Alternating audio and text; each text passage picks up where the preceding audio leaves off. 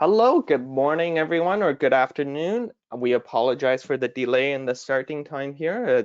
I apologize. It looks like we had just some audio technical difficulties, as we always do. They never happen during our mock runs, but they will always happen during the real runs, right? But It's thank like you all for joining. Murphy's Law, isn't it? That it would do that. Yeah, That's we always were the case, we right? were totally prepped. We were totally prepped. But that's all right. So here we are. Thank you all for being patient and joining us today. My name is Jimmy Wu. As you know, I'm the Director of Sales and Marketing at Function Point. And I'd like to introduce Victoria and Joe. So Victoria is our Director of Customer Advocacy at Function Point. And Joe, who is from Bionics. Joe, do you want to give a little bit intro about yourself? Oh, I'm I putting guess him on the give a spot. little bit of an intro. Yeah, so I'll just very briefly. First of all, I appreciate everybody that's attending this webinar. It seems like it was really, really popular, so I appreciate your interest in, I guess, just media planning generally, and maybe specifically Bionic. And I hope that will give you some good info today. But as far as my background, I am the CEO and founder of Bionic and have been building and delivering media systems for many, many years now. So I guess I'll just leave it at that. I don't know if that's what you were looking for, Jimmy, but happy to Yeah, add no, more. Yeah, sure. yeah, no, thank you. Appreciate that. So today I'm actually just doing a quick introduction and doing a quick housekeeping to let everyone know that in your GoToWebinar control panel, there is a question section. So let's try and keep this interactive. If you do have any questions throughout the webinar at any point, don't hesitate to put that in there. I'll be in the background to answer and maybe interrupt Joe through the webinar with these questions as we go along. But otherwise, Victoria, I'll hand it off to you. Thank you so much, everybody. I'm so excited to be here. I am the Director of Customer Experience, Customer Advocacy and Partnerships at Function Point. I've been with the company for about 3 months now, and I am very excited to be on this webinar with you, Joe, and learn a little bit more about media planning and media buying. So without further ado, Joe, if you want to kick us off and give us a little bit of background. Sure. Well, when did you want to do the polls? Did you want to? Sure. Yeah. Yeah, So we have a couple polls right now that we've got going on. So the first one is just going to pop up on your screen. If you can't see it for any reason, just make a little note. But the first one is going to be, are you from an agency or as an advertiser? And Joe, if you need to give any clarification on that, you can, but I'll pop it up. no, I don't think I have any clarification. I'm just curious to know who is in the audience here. Unfortunately, I can't see you all. So I was just trying to get a sense for, what your job functions are and try to tailor my presentation to your needs. So if you could just answer, if you're an agency or advertiser, I guess we should probably put other as well. Yeah. Yeah. It looks like votes are coming in. We're about 92%. So if you haven't voted, just give that last thing and we'll give it up for about 10 more seconds before we move on. Right. Yeah, the other percentage might be other. Yeah. But it looks All like right. overwhelmingly it's 98% are agencies. Okay. Is there a way to share the results? There is. Yeah. Pop it up. There you go. Yeah. I haven't done a GoToMeeting in a while. I've been doing a lot of Zoom lately. Wow. Yeah. 98%. 98%.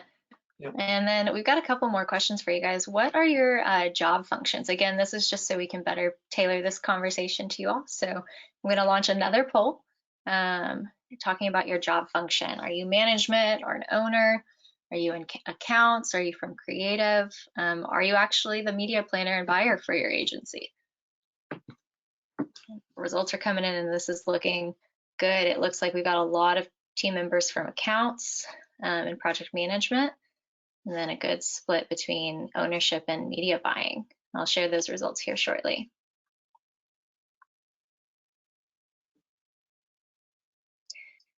Joe, do you find that there is an even split when your customers come to you, or do you find it's primarily primarily advertisers coming to you?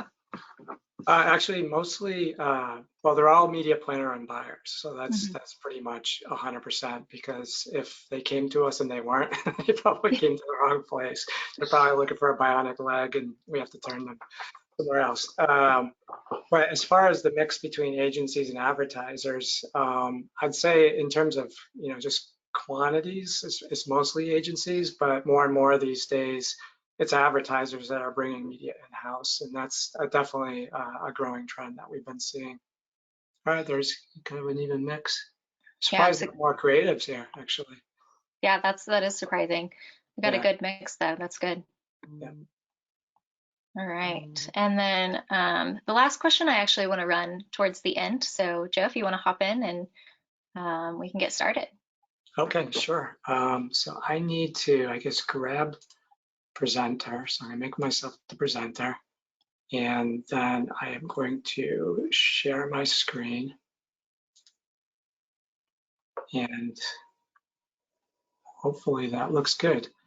I should say media buying made easy. Is that what you guys are seeing? Yes, this is what we can see. Okay, good. Yeah, we should probably done one on GoToMeeting made easy. So I'll jump in here. So, thanks again for having me today. I really appreciate your interest in, I guess, media planning and buying, and also in Bionic. I hope that I can share some best practices, some ideas, and maybe just raise awareness on what's out there and available today. So first of all, I guess we were doing that survey earlier, and so here's a picture of an ad agency that you may recognize. And I was guessing that a lot of you were the creatives in the house, that you'd be like the Peggy's and the Dons and the Stans and the Ginsbergs. But it seems like a lot are actually media people, and also accounts and management. So the person that we're going to be talking to today is really the media department. This guy in the back is Harry Crane. He's the media guy at Sterling Cooper, and he didn't always get the starring roles in the Mad Men show, but he does definitely play a really super important role in agencies. So today's agenda, I'm going to start out today by just giving an overview of what media buying is, just to do some level setting. I know there's some media people here, so I'll try to go through that pretty quickly.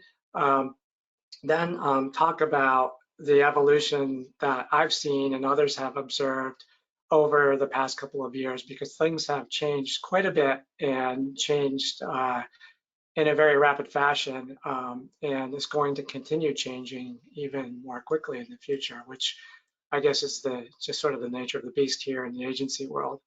And then, as Jimmy mentioned, one of the things I would love is for you to interrupt with questions throughout. So even though there's a Q&A at the end here, I would love questions throughout. And so when you get into the questions part of GoToWebinar, Jimmy will interrupt me, ask your question, and I would love that, because I like this to be a little bit more interactive if we could. So there we go. So I'm going to start off with really just, what is media planning? And so this is my definition. I know other people have different definitions. Mine is pretty simple. Media planning is formulating a plan to present advertisements to the right audience at the right time and place. And so when you think about this, I think the tricky part is this thing that says right. So it's not just to an audience at a time and place, it's to the right audience. So really, the question is what is right? And this is somewhat controversial, really. I think you've got people in both camps, one camp or the other, or both.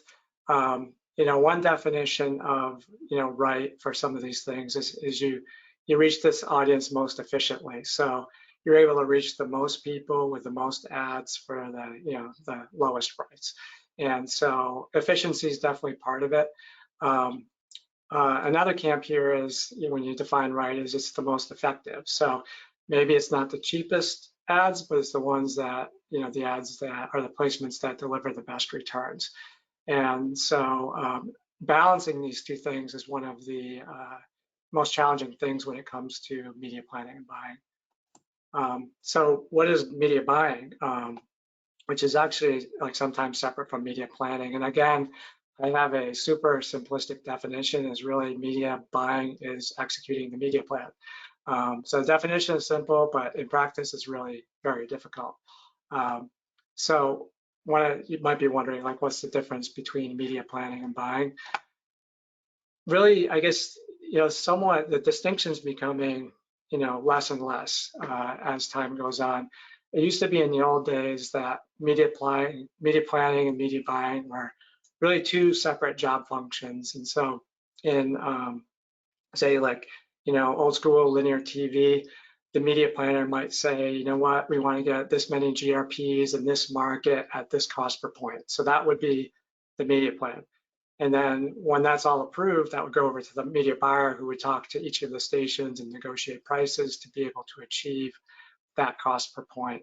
And so those were, two different departments, two different functions. The media planner was kind of creating this high level plan, and the media buyer was really more of a negotiator and kind of more into the procurement of the actual spots.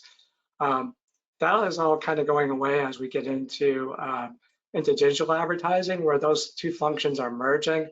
And to make it like super confusing, even though somebody's buying digital media, they might be called a media planner or maybe a media buyer. Those two job functions are somewhat interchangeable at this point. And so again, media planning, media buyer, it's really merging as a function. So I guess I'll apologize in advance if I kind of ping pong back and forth between those two terms, but really it kind of means the same thing these days. And I hope I didn't upset anybody out there by saying that, but that's really the trend that we've been seeing. And so the same person is creating the media plan and doing the buying, and oftentimes it's not a two-step process anymore. So what is a media plan? So I guess first of all, the media plan defines like where are you advertising. So in your media plan, you have an advertising program or a set of advertising programs. So they might be, to go back to that TV example, it might be, a TV station or a radio station. It could be a website. It could be a platform like Facebook or TikTok. It could be a billboard. It could be anything. And then within each of those programs, you have a set of products. So, if you take a publication, they might have a website, and that website might have different ad units, and then the magazine might have different ad sizes. And so each of those is considered a product, and that's also part of the media plan. For digital advertising, where you can take a subset of that. So again, maybe you're on the web page banner, but you're only going to serve to a certain audience. You might have some targeting layered onto that as well. So you can see you're really narrowing down to the exact placement and the exact audience that you want to reach with your advertisements. The next thing is that you define in the media plan as your channel, and we'll talk about this a little bit more later. But every line in the media plan, you'll specify, what media channel you're using, and then as appropriate, you would choose the ad unit. So for TV and radio, it might be the number of seconds in the spot. For digital, it might be the dimensions or the length of a video. So the ad unit is going to vary based on what channel that you're in. And then likewise, the ad specs as well. It doesn't sound like there's too many creative people on the webinar today, but I know that this piece here, having the ad specs as part of the media plan and delivering that to the creative team is critical. And one of the main reasons that ads are not set up on time and the ads are delivered late is just because the creative team doesn't get the ad specs, in time to create the ads. And then finally, or I guess not finally, but one of the most important things is, this is all about delivering ads in these ad slots. And so defining which ad goes to each line in your media plan is important for a couple of perspectives. One is just to know what's going on, but also because you're doing this, you're going to set yourself later on to be able to measure the performance of each of your pieces of creative. And So Joe, now, do you mind if I interrupt for just a second? no, go ahead, I just please. wanted to make a quick announcement. We're going to be sending this slide deck and also the recording of the presentation to all of our viewers. So if you are struggling to keep notes or anything like that, don't worry, we will have all of this for you available after the presentation. But yes, please feel free to keep asking questions, and we will be addressing them as we go. And if there's anything that we want to, you need him to repeat, we can always go back. Okay, sure. Yeah, I know I'm going through this kind of quickly. I should also mention there's not going to be a test, right? so if you are taking notes, don't worry about it. You all get A's. Perfect. Thank you. Yeah, so once you've defined like where your ads are going to run and what ads you're running, the next part of the media plan is when are these ads going to run. So start date, I guess, is kind of self-explanatory. End date to some extent as well, although one of the things that we like to do and we like to see in media plans is you can either set like a specific end date or that end date can be relative to the start date. And the reason we do that is because sometimes dates slip, and so if the start date gets pushed out, you'd like to see the end date pushed out as well. Week parting is another part of the media plan. So if you're not going to be running 7 days a week, it's important to define that in the media plan. And then also times of the day. So if it's, especially with radio and TV, there's day parting, but you're going to want to include in your media plan, when that's going to be running as well. And then I guess this is also important, is like, how are you going to price this? There is an incredible amount of creativity in the media world about pricing media. And I know, just within our own software, there's probably 30 different ways to price out media. So it's important to define like, what is the cost method? What's the currency? I put Canadian dollars on this one, but it could be any currency in the world. There's also this concept of gross versus net pricing. And we introduced another one called total, which is more of like a top-down pricing method. But with all that complexity, sometimes it's hard to figure out exactly, what the price is. But so it's important to be very specific in your media plan. And here's how it's going to all work financially. And then finally, the quantity. And so depending upon what you're buying, in this case, I'm buying days, you're going to want to, basically say how many of those we're buying. I guess I lost my pen here. So here we have the days and go back. Hey, Joe, quick question. So say you have, you're either just getting started in media buying or media buying and media planning. Again, those terms are a little bit interchangeable. Say you're just getting started, you want to, start off on a good foot, do it effectively at the beginning. Where do you start? Do you start with the platform that you're trying to run it on? Do you start with the budget that you've been given? What's the easiest way to start, planning out your media buy? Okay, you mean what is the first step in the media planning process, or you're trying to set up an organization? Yeah, just what's the first step in the process?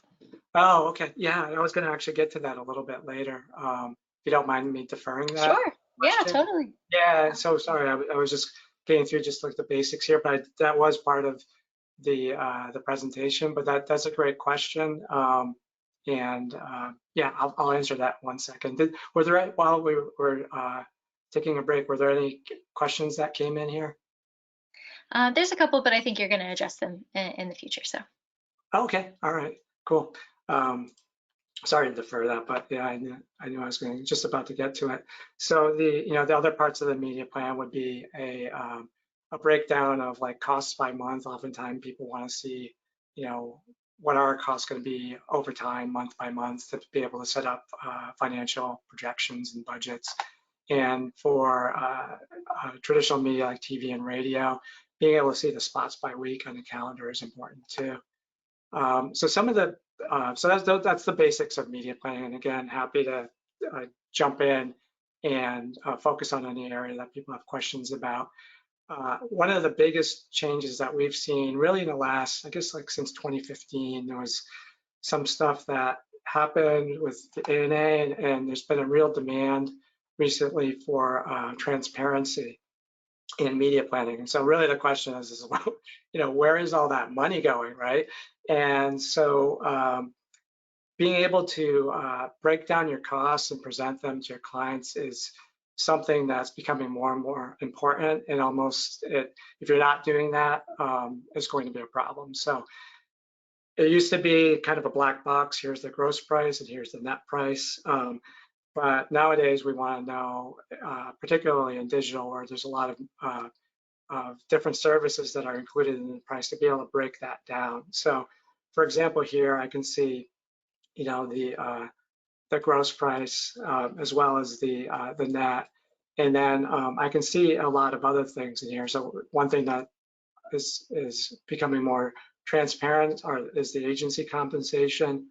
But then there's these services like, ad serving or audience ad verification or other things. There might be, I don't think I put it on this one. Oh, I guess I did. There's a DSP technology fee here on this particular line. So we're running some trade desk, and they charge a percentage. And so we want to put that in there. So there's DSP tech fees. So being able to break that down and itemize all the costs, the clients are demanding that more and more. So that's a huge trend. And then also just being able to visualize that. So there's a concept of a waterfall that really boils down eventually to net media costs, but again, being able to visualize where is all the money going. Another huge trend is omni-channel media planning. It used to be that media budgets were siloed, like this is the TV budget, this is the radio budget, this is digital, this is print. Nowadays, the budgets are set around initiatives or markets or other things, and channel is really secondary to that. And so what you'll see in most media plans nowadays is a multi-channel type situation. So in this media plan here, we're doing magazine, radio, audio, so we're doing a podcast, display, and search. And that's becoming more and more common, where you see this mixed media plan.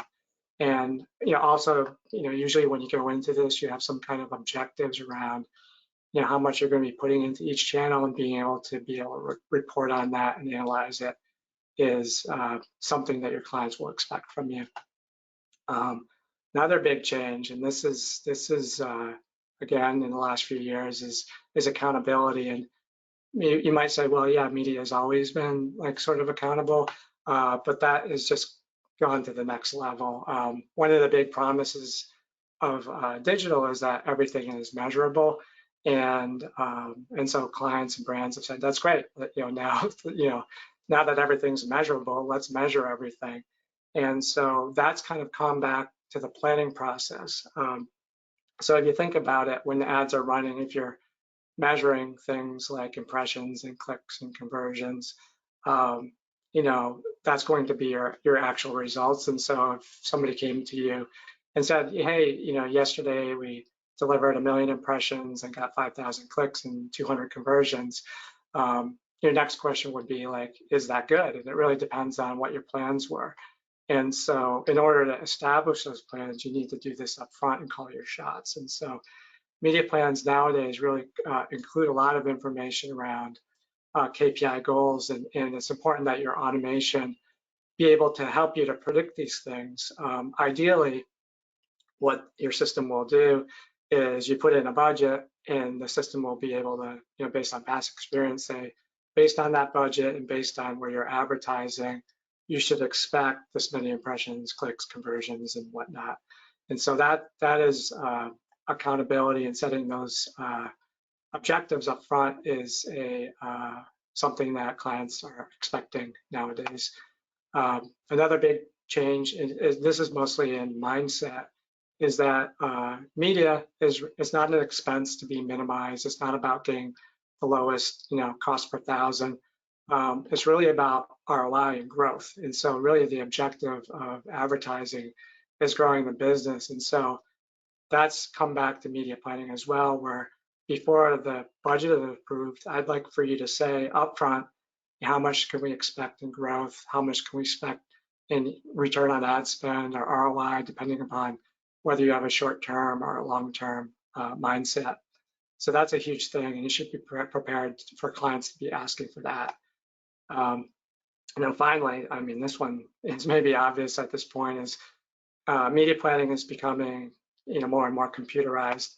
And I don't mean, Microsoft Office type computerized. That's, honestly, the way that's been for a lot of years is where media plans were created in Microsoft Excel. RFPs were sent through Outlook. IOs were created in Microsoft Word. Clearly with all the complexity in today's expectations, that's just not going to cut it anymore.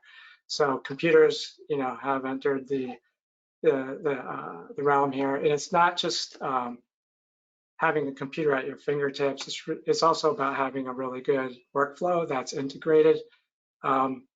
What's happened is, as computers have been introduced to the process, there's been a lot of different, what I would call point solutions introduced over time. So you might have one system that you use for budgeting, another system that you might use for planning. Who knows, this might even be Excel. Another system you use for getting media approvals, another system for doing implementations to be able to create IOs or to do trafficking, yet another system for monitoring, and then finally, a finance system for doing reconciliations. And if these systems, are not integrated into a workflow and they don't talk to each other, obviously there's going to be a lot of rekeying, mistakes, time spent, and a lot of headaches. And so one of the biggest changes here and demands from clients is, I want to be able to see this ad, really go from an idea all the way through the final reconciliation on one system and be able to see that all the way through the entire process. And so Victoria, you had asked, a question a few minutes ago about, where does this whole process start? The process starts with, I guess, first of all, with a media brief. And the first thing you'll do with a media brief is really establish the budget. So the overall budget might come with the brief. And the first step you would do is to break that budget down into component parts. And so you might break it down by market or by initiative. You could even do it by channel if you wanted to. But that's really the first step, is to be able to do this and to take this budget and break it down by parts and to communicate that to your client, to say, here's what this is. And then also to be able to get approvals on that budget before you really get started with the detailed media planning, because really it doesn't make sense to put all the work into creating a media plan if the client hasn't bought in at the high level strategy. Another big thing, a change that we've seen recently, is because things are now computerized, you can use databases, searching, AI even, to help with the media planning. So because media is so fragmented nowadays, you really do need a computer to help you to pick out the best placements and where to advertise, and to be able to get fresh new ideas to bring to your client. And AI can really help with that. Again, we were talking about RFPs earlier. Wouldn't it be nice to, instead of having to do all this legwork of sending RFPs through email and to gathering it and compiling it yourself, to have it come back and be on a platform where you can send RFPs online and have the vendors respond online and be able to click a button and receive that answer right back into your media plan. So the next step in the process is oftentimes sending RFPs. With platforms like Google and Facebook, the RFPs are maybe not part of the situation, but for any contextual media or traditional media, RFPs is so it's a lot of work and also can be automated. We've talked about this a little bit, but using a computer to help you formulate the media plans when you're expected to lay things out in such a detailed fashion with itemized costs and KPI goals and everything else, it would be really, really nice to have a computer helping you with all those calculations so that you don't have to spend a ton of time doing that, and also you don't have to worry about making mistakes. Connecting your creative assets to the media plan, and this is one of the things that's always kind of struck me as peculiar, is you've got the media department and the creative department, and oftentimes the two things don't connect, and so you don't see the creative in the media plan, and you don't see the media plan and in the creative, and it's really not until the very end that they come together. I personally believe that the two departments should be collaborating from day one and really tightly integrated. And so that's why we think, at least in our software, is that it should be tightly connected. Clients have a difficult time taking one of these giant media plan spreadsheets and being able to really understand, like, where are we advertising, like how much are we spending in October, how much do we expect to get in return, and that's where being able to create flowcharts is really helpful, because really at a glance, a flowchart's going to tell you, what ads are you running, when are they running, how much are we spending, and it's a very visual thing, so it's really easy to identify if there is a problem, or we're running ads at the wrong time, or if we're spending too much or too little. Flowcharts are a really handy and helpful tool for this.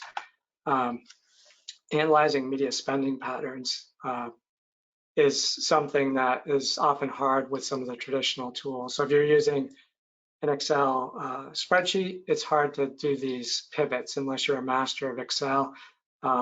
Just being able to break things down by brand, by market, other things, to know that this is actually hitting your spending objectives before you start sending out the IOs or launching on the platforms. Once you've got everything set up and approved, or what I should say, once you've got everything set up, you want to get it approved. And so there's a legal obligation oftentimes with your clients to get signatures, and you want to make sure that what you're presenting for approval matches exactly what's in your media plan. So this, by having some automation here and the generation of authorizations is going to help you with that. And so being able to spit that out is an important thing. All right, so now that you've got the approval, next step is placing orders. And I think you're probably feeling the trend here, but you want to make sure those orders that you send out match perfectly with your media plan, match perfectly with what's approved. And so you want to make sure that that system is tightly integrated with your media plans, and ideally on the same platform. And so what you should be doing at this point is just pressing a button to not only create the orders in a perfect way, but also to get those approvals. So you should be able to sign online, send them to your vendors for their signatures, and have everything in an audit trail, so that if anybody asks, did we order that, or we didn't order that, you'd be able to go back and see the full history of these orders and also the delivery of such. And now it's time to execute, right? So it's time to implement the media plan. One thing that the data science team or the media analysts often want to see are these naming conventions in media plans. And I can't tell you, it's kind of a very small thing, but it ends up to be a huge issue. But media teams will often have trouble keeping up with whatever is the latest naming convention, so that when they place the ads in their ad server, they need to be structured in a certain way, encoded in a certain way, so that when the results come in, they're able to be analyzed properly.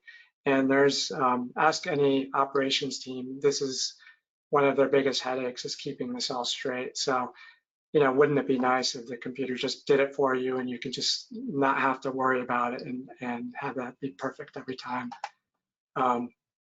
And also, you want to make sure that it's put into the ad server perfectly as well. So no matter what ad server you're using, whether it be Google or Seismic or something else, you want to make sure that again, it matches your plan, the IOs, the media authorizations. Everything needs to be in sync with one another. And so that's, again, where automation is going to help out, where computers will help to produce the exact right results. So now it comes the time to be accountable to your advertising, right? So, every channel is going to be different. If you're, say running a billboard, you might not have a ton of data. But if you're doing digital advertising on a platform or, directly with the sites, they're going to be able to give you a ton of information. So your challenge is not going to be, having information available. The challenge is going to be having that all in one place, being able to compare that to your media plan, and then also to be able to get alerted to any variances from what you had planned. And so step one of that is going to be pulling the data from your platforms into your media planning tool. And then once that's in there, having your media planning and buying system taking that data and comparing it to what happened. So with Bionic, with our system, what we do is we boil that down to kind of a really simple thing, what ends up to be, if things are going well, you see a little happy face, and if things are going poorly, you see a mad face. And if you want to know more about it, you can say, see the details to be able to see like really what's happening behind the scenes. And so when you want to see the details, it'd be nice to see, what did we expect, which is this, this red line here. That's kind of the media plan, and what was actually delivered, and those are the blue lines here. And this is data coming. This one here is coming from DCM, so you can see the data source. Could be multiple data sources actually. And as you're analyzing this, you can see that although they're kind of generally on pace, there was problems where they didn't deliver ads. There's a period where they delivered too many ads. Again, there was a period where they didn't deliver enough. And then when the end date came around, they kept delivering ads past the end date. So even though on the surface this looked pretty good, when you look under the hood, there was a number of different problems here. Again, we should blame ourselves for saying that digital is so accountable, because now that we say you can measure everything, clients are going to say, hey, can you give me a bunch of reports? And that is going to drive teams crazy, being able to create this report and that report. So your software should help with that, clearly. So your media planning system is one thing, but then also having BI tools. So this is Google's Data Studio here, being able to put the power into the media planning teams to be able to create their own reports without having a computer science degree, maybe even giving your clients the ability to analyze their own data. So extending the capabilities and delivering data into BI tools. Some other examples might be Datorama or Tableau. There's a whole bunch of tools out there, but the key thing is to be able to get all the media planning, all the media buying, all the actuals data into these tools for analysis, and have that be there reliably. You shouldn't have to jump through hoops and do a project. Should be, you show up to work in the morning and it's already there. So you really it's just a matter of analyzing it. And I guess, there's some other aspects of this is, now that everything's in a database, it makes it a lot easier to analyze your vendor relationships. So if, say you're new to the team or new to the client, and you want to know like how much money have we spent, have we ever worked with Disney, where have we used Disney before, like how much have we spent with them, you should be able to run a report here and see that, we have spent, in this case, $4.3 million with Disney, and they've been in 22 campaigns and 22 media plans. And so now that's in a database, you can do things like that. This is just one example. And now you're getting sort of towards the tail end of the process and want to, just be able to know, like, are we delivering what's happened? This is another area where you can use a special kind of a flow chart that includes not only the plans, but the actuals, and to be able to see the variance between the two. And then, finally, when the vendor bills come in, have the ability to, receive that vendor bill in here, be able to reconcile it, and eventually, pay it, the reconciled amounts. The reconciliation process is, again, one of those things that is a real problem area, an area where there's a lot of time spent and errors are made, because in order to properly reconcile an invoice from a vendor, you need to know the answers to a bunch of questions. I guess the first question is, you know, have they sent us this invoice before? Because you don't want to double pay. So the finance department should be able to answer that. Did we order this? The media department should be able to answer that. Did they deliver on their promises in terms of ad delivery spending? That one's a little tricky because that might involve analytics teams or whatever to be able to run these reports. And then also how much was in the contract and what the breakdown was. And so it's really, you need to know the answers to all those questions. There's different teams involved to be able to do that reconciliation. And again, this is where a computer can help. If everything's consolidated, you should just be able to hit a button, reconcile it on the fly, and just be able to know right away, this is how much we should pay, and without errors. So, you know, that's kind of an overview of the process. I hope I didn't miss any steps. One of the things that, you know, I like to see is, like, even though it seems like there's a lot of steps, you don't have to always do all the steps. There's like the RFP, for example, is not always, doesn't always have to be part of the process. You can go, you know, straight to buying if you have a relationship with that vendor. Yeah. Hey, Joe, quick question. Yeah. Does Bionic have an ad trafficking function? Sort of, yeah. So the as far as trafficking goes, it depends on what platform you're going with. So if you're doing advertising through Google's ad server, what we'll do is create a bulk upload, you know, to that ad server. You still have to log into Google to upload your ads. That is still part of it, but we do, you know, that part of the process of actually creating the placements. Okay, that's interesting. Yep. That is a good question. Yeah. What other, so actually let me run, we've got another poll. It's our last poll of the day. I'd love to see everybody, what type of media is your agency placing? And you can select, in this poll, you can select as many that apply of these four, and that will kind of help us understand kind of the spread of information. So the question here is, you know, well, this looks like it's mutually exclusive because I think a lot of people are going to check all the boxes. I guess I said earlier, so. No, not necessarily. Can they check more than one box? They can. Mm-hmm. Oh, okay, great. All right. I'm sorry, I couldn't. They can. Great. Yeah, I'm Yeah, curious. and it looks like, so far, it looks like, you know, we're about 70% in, and everybody does digital. Mm-hmm. But that's the way the world is going right now, for sure. Yeah. And the distribution on the rest of the three are really interesting, and I'm excited to get your kind of thoughts and feedback on that. So we'll give it just about 15 more seconds.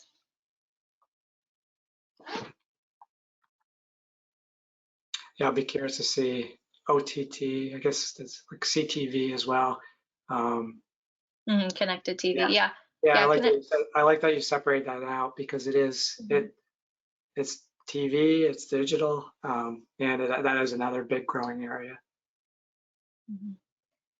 All right, we've got about 84% in. We'll wait 5 more seconds and then I'll close the poll. So if you haven't gotten your votes in, now is the time to do it. All right, let's see what these results look like. Yeah, so it looks like broadcast, if you're doing broadcast, you might also probably be doing radio. Does that kind of track with what you know about the industry, Joe? It does, yeah. It'll be interesting to kind of analyze the results of it, you know, to see, like, yeah, for people that do broadcast, do they also do radio, and vice versa? But I would imagine those track together pretty closely. And I would guess that OTT and broadcast, there's a high overlap as well. Clearly, digital is, everybody's doing it, which is good to, you know, music to my ears, because that, when I launched Bionic, it was really, one of the main things was not to build, you know, sort of another sort of Me Too system, but to address problems that are very specific to digital. You probably got the sense of that here with the attention to, you know, KPIs and accountability and tracking. A lot of those things are only possible in digital, so it's good to see. Yeah. What do you think, Victoria, about those? Is that consistent with your Yeah, as that's well. really it's really consistent. You know, by trade I'm a video producer, and so a lot of where I've lived is the video world. So more and more we're seeing the over-the-top placements in video. People are not as willing to spend the money in broadcast necessarily as they are on over-the-top or connected TV, and in obviously digital. You know, digital, you're going to get the biggest bang for your buck. And I think that's why the industry is trending that way. Um, we do have a couple more questions. Do you have time, Joe, to go through a few more? Sure, yeah, yep. And I did have a little bit more of a presentation, but let's go through the questions first because I Cool. prefer This might relate slightly to one of your previous statements, but is there a traffic function for print, out of house, etc.?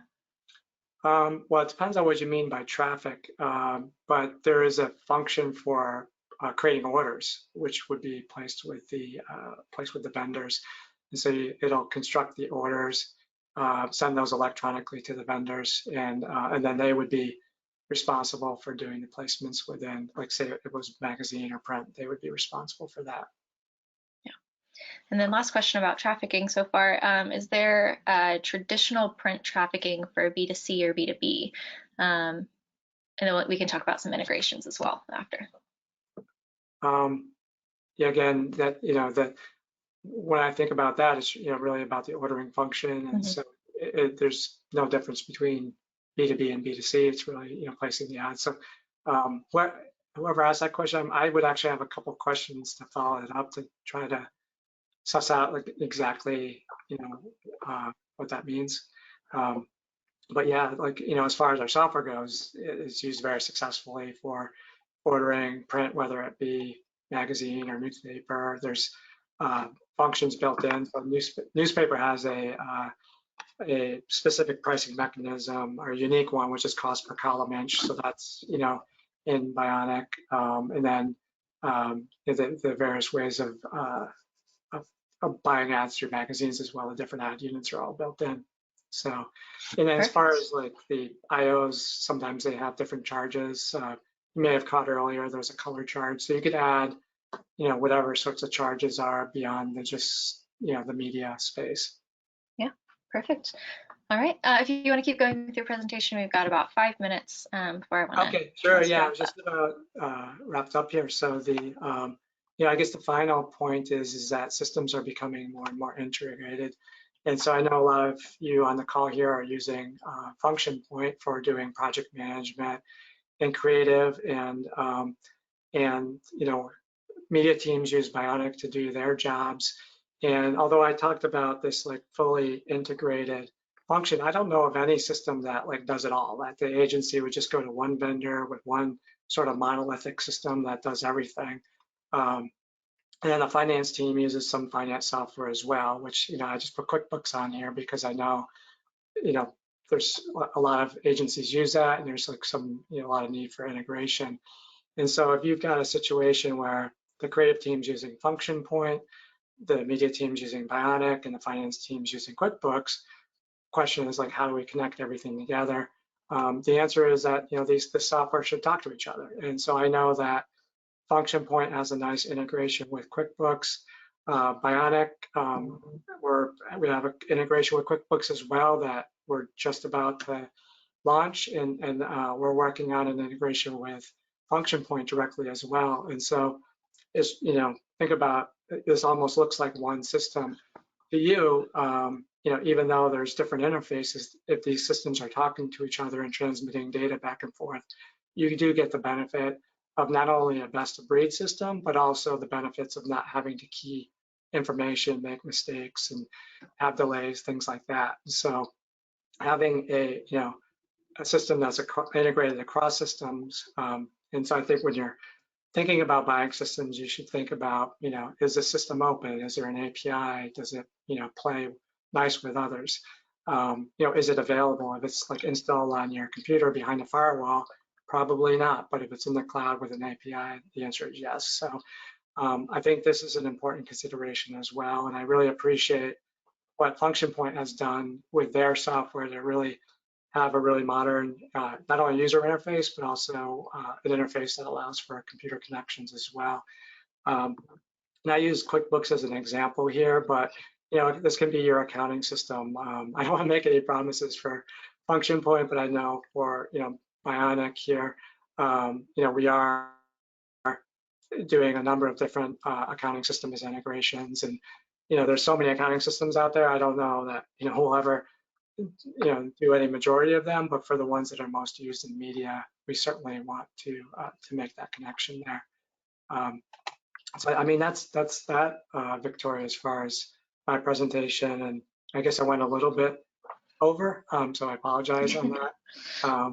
Covered a lot of ground, so we did. I really appreciate your attention for everybody's here, and then if we have any other Q&A, that's good. I'll just go to the next slide here. If you want to get any more information about what we're doing, go to the bionicads.com. Either click on agencies or go straight to the agencies section. And right on our website, you can actually see overview videos, you can see reviews, you can see demos like online. You can request a live demo. We do some crazy things like putting our actual prices on the website, which I know when you're buying software, that's not always the case, but we want to make it as easy as possible to understand what we're doing. So we try to make it easy.